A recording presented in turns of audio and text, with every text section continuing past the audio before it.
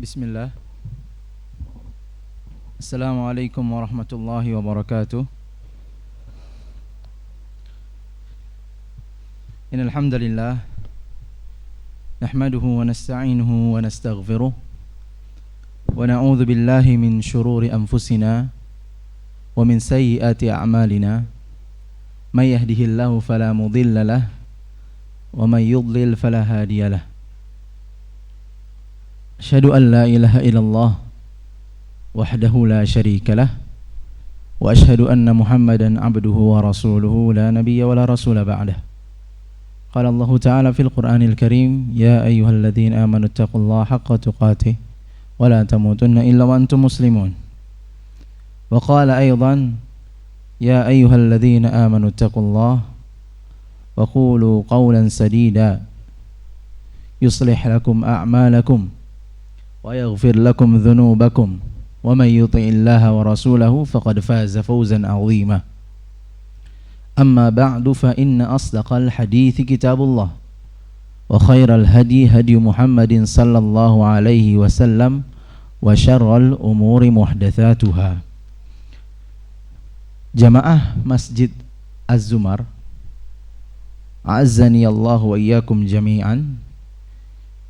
Kita mulai liqa ini, pertemuan ini, majlis ini dengan senantiasa mengucapkan syukur kita kepada Allah Azza wa Jal, Rabbul Izzah wal Jalalah. Rasulullah sallallahu alaihi wasallam, mungkin hadis ini sudah sering kali dibawakan di masjid ini, tapi sebagai pengingat, karena ad-dinun nasihah, agama ini adalah nasihat. Terkadang manusia bisa khilaf. Di pagi harinya dia ingat, di malamnya dia lupa. Rasulullah sallallahu alaihi wasallam bersabda, "Man qama Ramadhana imanan wa ihtisaban, ghufira lahu ma taqaddama min dhanbi." Hadis sahih riwayat Bukhari dan Muslim. Barang siapa yang berdiri qiyamul lail di Ramadan dengan penuh keimanan, menyempurnakan keimanannya. Kita sudah tahu rukun-rukun iman. Wahtisaban, mengharapkan pahala. Jadi bukan karena terpaksa, benar-benar mengharapkan pahala dari Allah Azza wa Jal. Ghufira lahu ma taqaddama min dhanbi, akan diampunkan dosanya yang telah lalu. Jamaah kaum muslimin, di sini adalah bentuk rahmat dari Allah Azza wa Jal kepada kita semua. Allah menyediakan suatu amalan khusus di bulan Ramadan, dan pahalanya adalah ampunan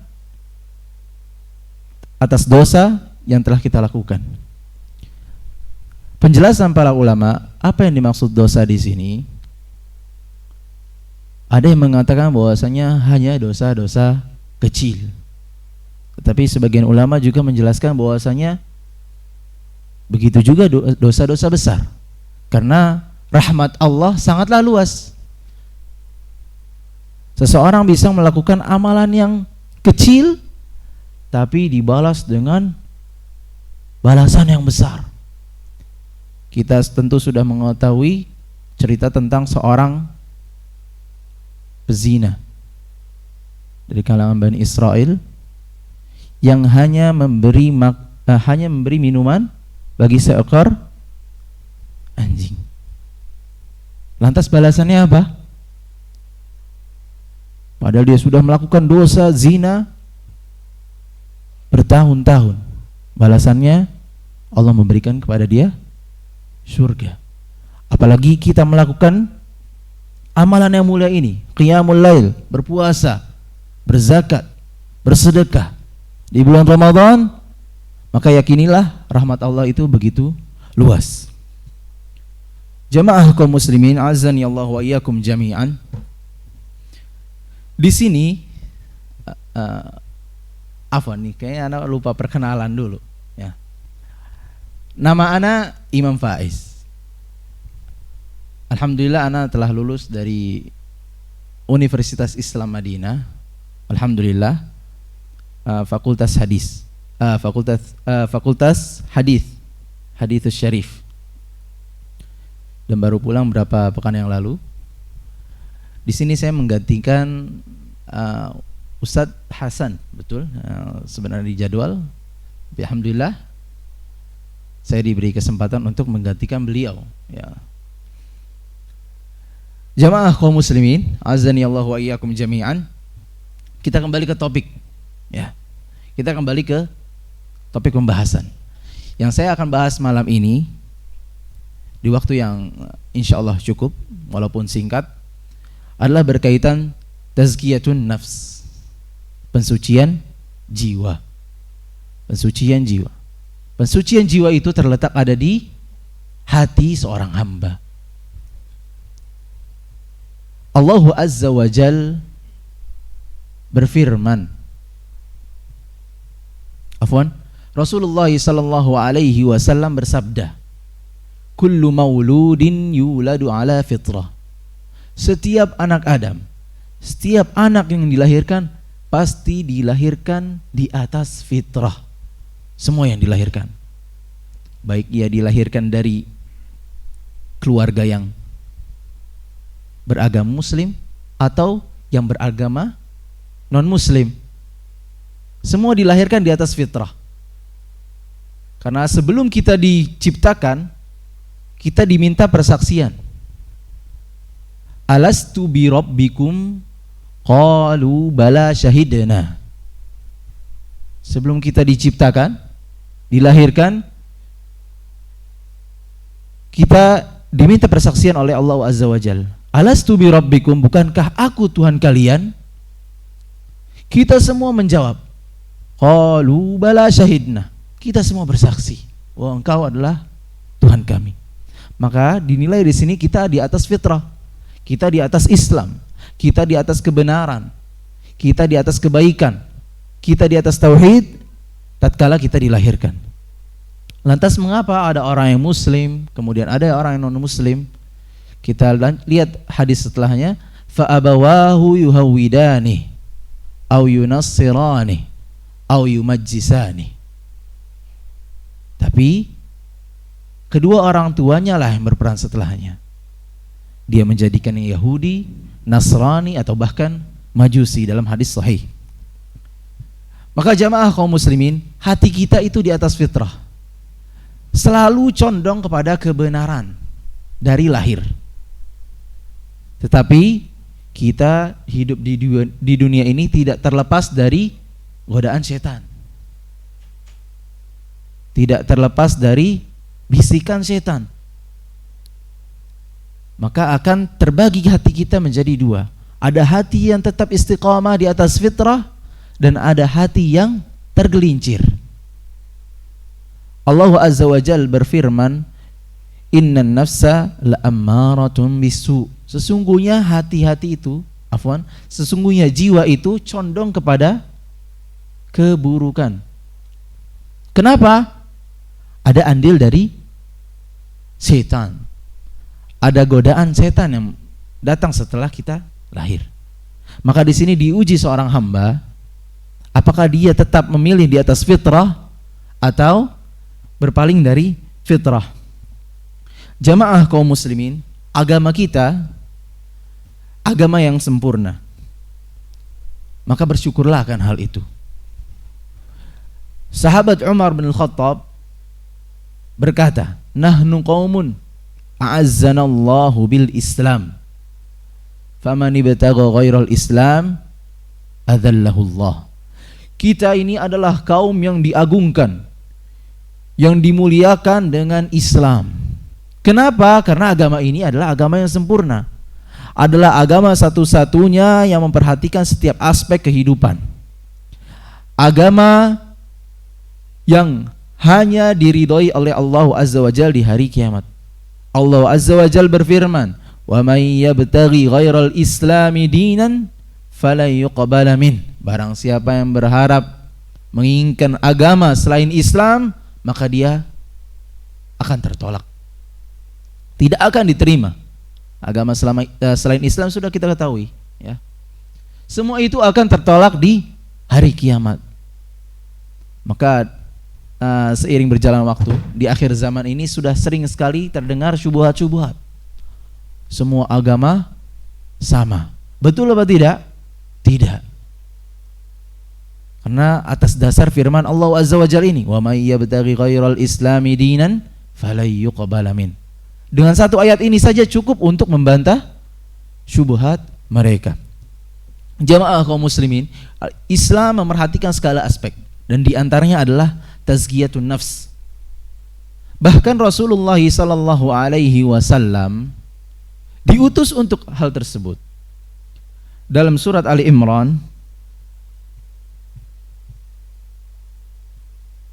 Allah Azza wa Jalla berfirman, laqad mannallahu 'alal mu'minin idz ba'atsa fihim rasulan min anfusihim. Sungguh Allah telah memberikan karunia kepada kalian. Idz ba'atsa fihim rasulan min anfusihim, yaitu mengutus kepada kalian rasul dari jenis kalian, yaitu dari jenis manusia. Karena tidak mungkin seorang manusia diutus rasul bagi mereka dalam wujud malaikat. Tidak mungkin. Dan itu adalah suatu kezaliman. Dan Allah zat yang maha adil. Makanya Allah mengutus kepada kita rasul berwujud manusia. Yatlu alaihim ayati. Untuk apa Rasulullah diutus? Membacakan untuk mereka ayat-ayat Allah. Wa yuzakkihim wa yu'allimuhumul kitaba wal hikmah. Mengutus mereka untuk mensucikan diri mereka. Yang tadinya lahirnya suci di atas fitrah, datang setan dalam wujud jin dan manusia, tergelincirlah manusia tersebut, diutuslah Rasulullah untuk mensucikan jiwa. Wa yu'allimuhumul kitaba wal hikmah, dan mengajarkan kepada mereka Al-Kitab, yaitu Al-Quran, wal hikmah. Al-hikmah di sini dalam tafsir yang sahih yang dimaksud adalah as-sunnah. Apa itu sunnah? Hadis-hadis Rasulullah sallallahu alaihi wasallam. Jadi Rasulullah diutus untuk mensucikan jiwa dan mengajarkan kepada mereka petunjuk-petunjuk berupa Al-Kitab wa sunnah. Jamaah kaum muslimin, di sini kita perlu cermati. Ada rahasia di antara rahasia-rahasia Al-Quran. Ini disebutkan oleh para ulama. Kenapa tazkiyatun nafs selalu disandingkan dengan mengajarkan Al-Quran dan sunnah? Wa yuzakkihim wa yu'allimuhumul kitab wal hikmah. Ada banyak ayat yang disebutkan semisal ini. Misal ada di surat Al-Jumu'ah, ada juga di surat Al-Baqarah, di surat Al-Imran, dan surat-surat yang lainnya. Disebutkan sama, yuzakkihim wa yu'allimuhumul kitab. Untuk apa disandingkan tazkiyatun nafs dengan ta'limul kitab wal hikmah? Di sini dijelaskan oleh para ulama bahwasanya ilmu itu harus selalu berbarengan dengan tazkiyatun nafs. Begitu juga sebaliknya, tazkiyatun nafs harus selalu berbarengan dengan ilmu yang benar, bukan ilmu yang asal-asalan. Ilmu yang benar itu dari mana? Yang tadi disebutkan, Al-Kitab wal hikmah, Al-Kitab dan sunnah. Jika tazkiyatun nafs berdiri sendiri tanpa ilmu, maka itu akan menjadi bumerang bagi pelakunya. Dan jika ilmu berdiri sendiri, orang hanya mempelajari ilmu tapi tidak mensucikan jiwanya, maka akan jadi bumerang bagi dia sendiri di hari akhir. Contohnya ada seorang yang hanya menuntut ilmu, tapi dia lupa akan kesucian jiwanya. Padahal dia sadar, ya, tentu diri kita sendiri sadar penyakit jiwa kita. Kalau kita muhasabah diri, kita pasti sadar, saya penyakitnya adalah ini dan itu. Orang yang kita jiwa, maksudnya yang zahir, kita menyadari, oh saya ada jerawat di wajah di sini, ada luka di sini. Apalagi yang di batin, seorang pasti mengetahui penyakitnya itu tersendiri. Seseorang yang menuntut ilmu terus-menerus tapi tidak mengamalkannya dalam bentuk tazkiyatun nafs, dia akan celaka. Insyaallah semua antum pada mengetahui hadis Rasulullah sallallahu alaihi wasallam, awwalu man tus'aru bihimun nar. Ada 3 golongan yang akan dinyalakan api neraka bagi mereka. Yaitu adalah, salah satu yang disebutkan adalah al-alim wal qari, seorang yang berilmu dan orang qari, pembaca Al-Quran, hafizul Quran. Kenapa?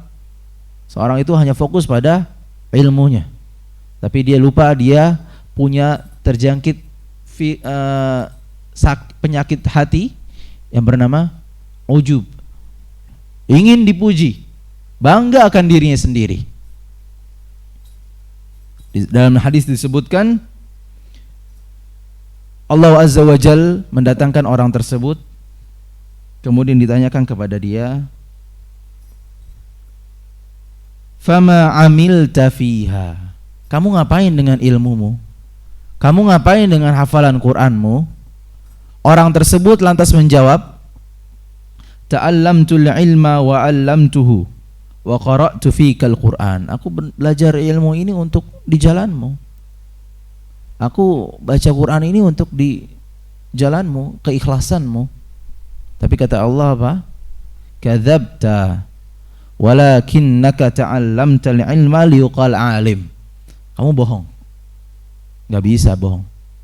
Allah tahu. Kamu bohong. Kamu ini belajar supaya dikatakan alim. Kamu ini menghafal Quran supaya dikatakan qari. Faqad qila. Sungguh di dunia engkau telah mendapatkan julukan itu. Kemudian dipanggil malaikat untuk menyeret wajahnya ke api neraka. Waliyadzubillah. Dan begitu pula di sisi lainnya, seseorang yang hanya fokus pada tazkiyatun nafs tapi dia tidak memerhatikan cara-caranya yang benar berdasarkan ilmu yang sahih. Seseorang contohnya berpuasa. Ya, kita taruh berpuasa dengan bilangan khusus. Puasa 10 hari, 20 hari, 30 hari dengan cara yang khusus. Oh, kamu kalau buka puasa enggak boleh makan ini dan itu supaya jiwa kamu bersih. Ada apa tidak? Ada.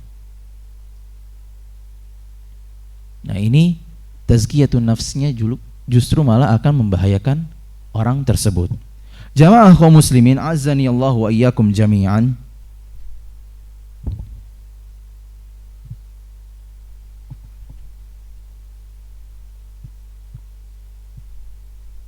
Kita mengetahui bahwasanya jiwa kita ini kotor. Lantas bagaimana cara membersihkannya? Bagaimana cara mensucikannya?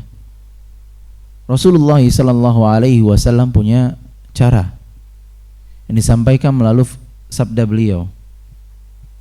Innal abda idza aznab, innal mu'mina idza aznab kanat nuqtatus sauda. Seorang mukmin kalau berbuat dosa, maka dia akan memiliki titik hitam di hatinya, fi qalbi. Fa in taba wa naza'a wastaghfar, kalau dia kembali bertaubat, melepaskan dosa tersebut dan beristighfar, suqila qalbuh, maka hatinya akan bening kembali. Maka jamaah kaum muslimin, di bulan Ramadan ini, tatkala setan-setan ini dibelenggu, hendaknya kita semakin bersemangat untuk mensucikan jiwa. Karena ini adalah momen bagi kaum muslimin untuk mensucikan jiwa tatkala setan sedang dibelenggu. Dan jamaah kaum muslimin perlu diperhatikan, bertaubat itu mempunyai beberapa syarat. Yang pertama adalah dia menyesali dosa tersebut.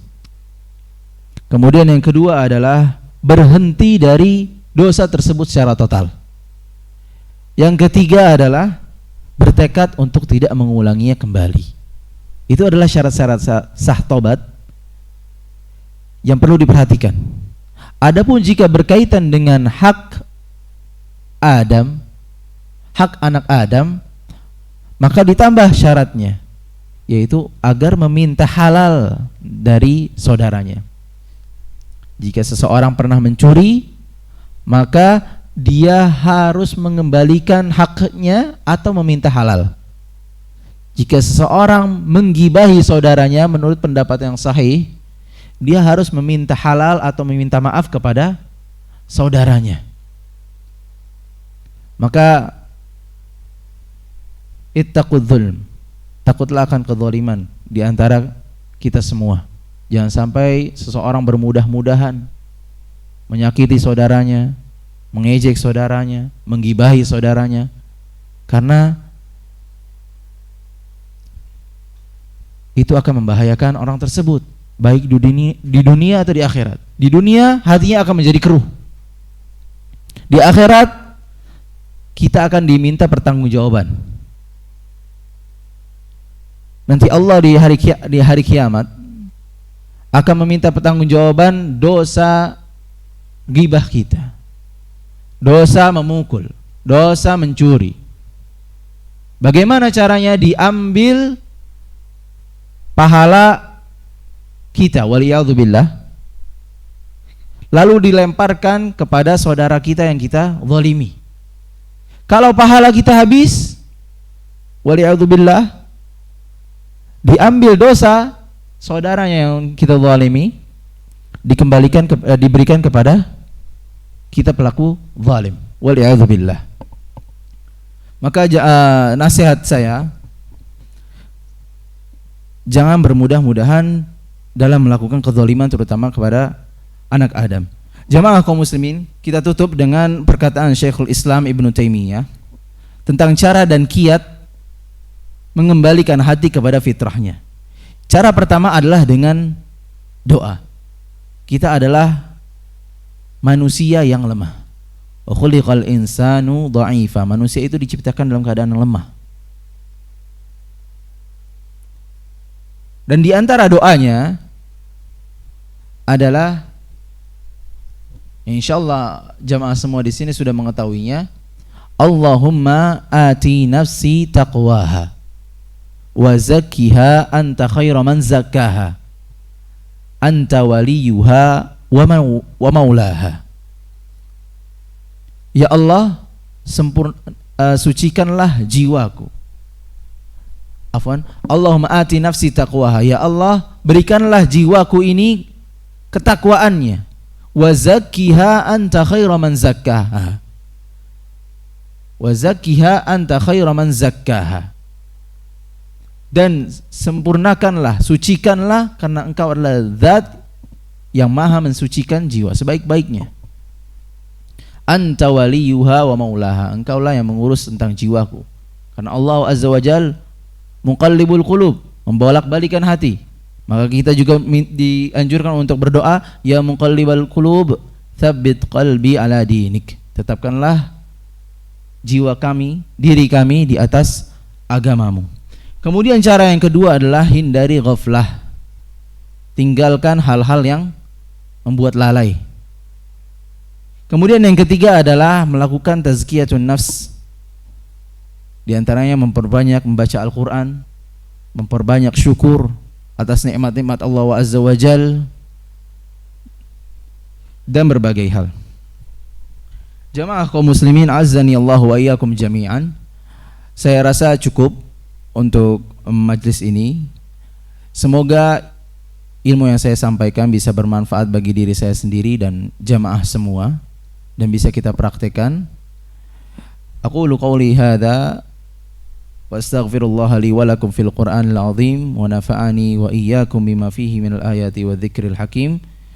Subhanakallahumma wa bihamdik asyhadu an la ilaha illa anta astaghfiruka wa atubu ilaik. Wassalamualaikum warahmatullahi wabarakatuh.